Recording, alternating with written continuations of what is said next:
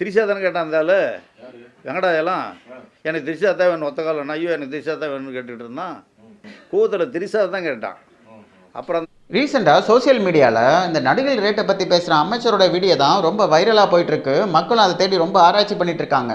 அவங்ககிட்டனா ஒரு கேள்வி, இப்போ தமிழ்நாட்டில் பெட்ரோல் ரேட் அதிகமாகிட்டு இருக்கு, ஏன் உங்கள் அடிப்படை தேவையான பாலோட ரேட் அதிகமாகிட்டு இருக்கு, ஏன் உங்கள் வீட்டு கரண்ட் பில் ரேட்டுமே அதிகமாகிட்டு இருக்கு, இந்த ரேட்டெல்லாம் ஏன் அதிகமாகிட்டு இருக்குன்னு கொஞ்சம் யோசிக்க மாட்டேறீங்க, அதை பற்றி சிந்திக்க மாட்டேறீங்க. இந்த நடிகர் ரேட்டை பற்றி தான் ரொம்ப ஆராய்ச்சி பண்ணிட்டு இருக்கீங்க. இந்த மாதிரி அமைச்சர்கள் உருவாக காரணம் யார்? முழுக்க முழுக்க நீங்கள் மட்டும்தான். எப்போ உங்களது ஓட்டை பணத்துக்காக விட்டுறீங்களோ அப்போவே இந்த மாதிரி அமைச்சர்கள்லாம் உருவாக்கிட்டாங்க. இனிமேலாவது நல்லா யோசித்து ஒரு நல்ல அரசியல் தலைவரை தேர்ந்தெடுங்க.